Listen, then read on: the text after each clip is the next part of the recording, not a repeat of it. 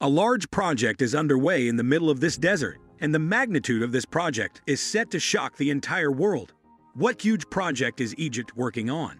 And why is it being built in a place with harsh conditions like the desert?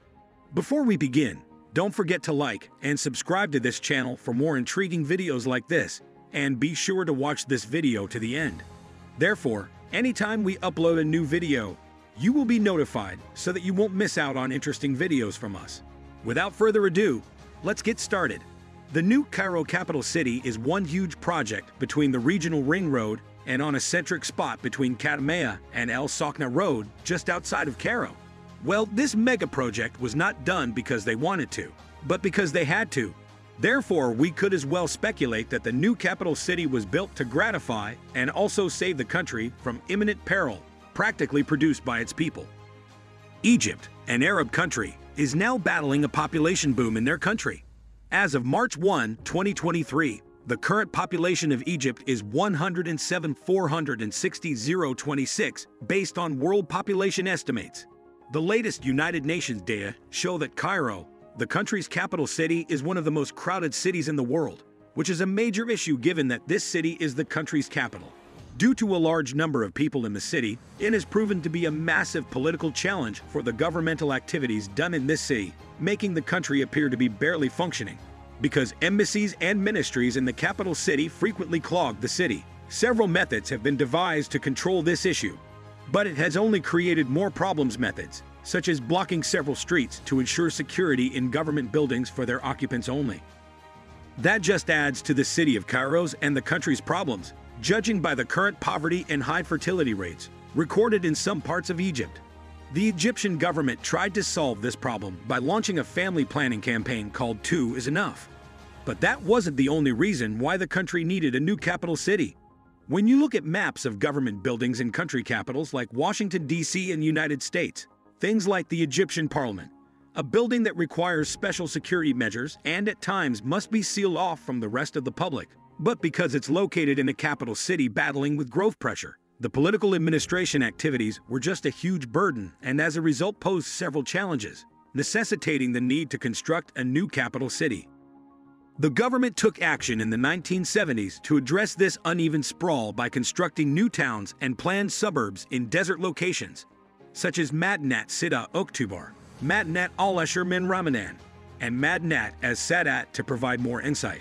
Work on the opposite side of Cairo resumed 2 years later with the development of the 6th of October city, and adjacent to the 6th of October city is Sheikh Zayed City, which was built in 1995. This is also the location of the largest project to date, New Cairo City, whose construction began in 2000. These cities were not developed solely to reduce population density, but to serve as separate metropolitan centers with their local economies.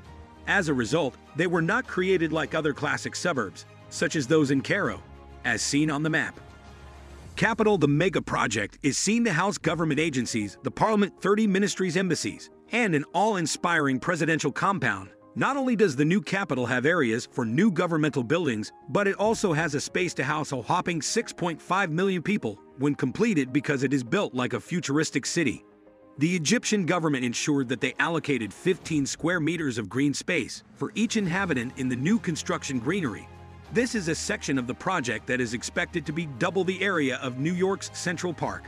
As we can see, the project serves several goals, including fighting pollution and a mesh quest to make Egypt a greener environment. Once completed, the mega project will contain Africa's tallest building, as well as a crystal pyramid and a large disc-shaped structure. The Egyptian president's palace is inspired by the symbols of an ancient Egyptian sun god. But one thing that should be considered about this new capital is that it appears to be much more than a benevolent government effort to decongest Cairo and improve the standard of living for the citizens who currently live in the densely populated capital city. It's been more than 6 years since the project began with an estimated cost of $59 billion. And this new capital city is going to be the largest of all mega projects the world has ever seen.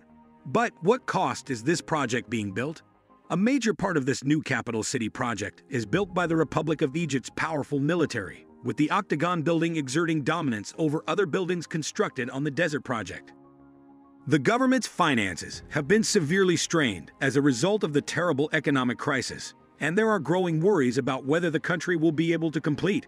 Over the past 6 years, the International Monetary Fund has successfully granted 3 loans totaling $20 billion to Egypt. Imagine such a large sum all in the space of 6 years. And that is not all. American aid continued to flow as well.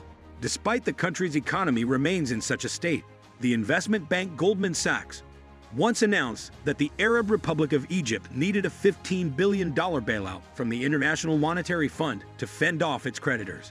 Egypt's finance minister, who acknowledged that the country requires a new loan from the IMF, stated that the actual amount granted would be much smaller. Diplomats pegged the amount at $3 billion. During the summer, state finances got so stressed that the government forced stadiums, malls, and other public institutions to ration air conditioning and dim the lights to sell more energy overseas. Based on this downturn, economists have determined that the country faces a significant risk of debt default. Although Mr. El-Sisi has received rare criticism from some of his supporters over his decisions with the mega project, he has advised vehemently that they will go ahead, but that does not mean his fragile economy will be able to support them. Mr. El-Sisi implements larger changes, such as easing the military's economic hold and reviving the private industry. Others claim that the advantages of the new projects will be short-lived because regular Egyptians who have been squeezed by rising costs and falling living conditions have previously paid for these plans.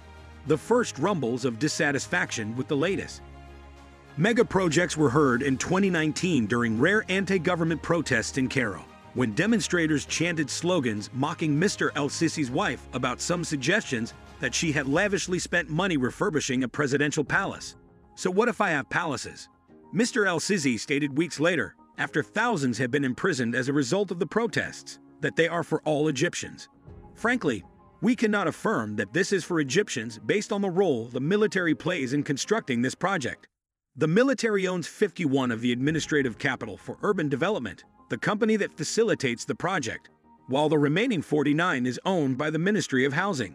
This means that the military will receive enormous financial returns as soon as the new capital is completed and operational. But these gains will not be scrutinized by a civilian body of government because the government has little oversight of the military's finances. It is also unknown who will be able to live in the new capital once it is completed because housing units there are sold at exorbitant prices. A 2-bedroom apartment in the new capital will be auctioned for an estimated $50,000, a sum that is clearly out of reach for many individuals, let alone in a country where the gross domestic product per capita is under $3,000.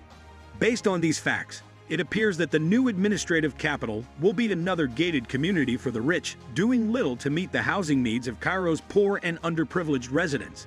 If the government does not take immediate steps to ensure that the gates of this new city are also open to poorer citizens, this new project will do little to assist underprivileged Egyptians. Do you believe that the new Egypt capital is merely a display of glory for the Egyptian president, or that he is truly constructing the structure for the people? Please share your ideas in the comments area below. And that's all for today, guys. I hope you enjoyed the video, and if you did, please like it and subscribe to our channel so you don't miss out on another wonderful video from us. Till next time.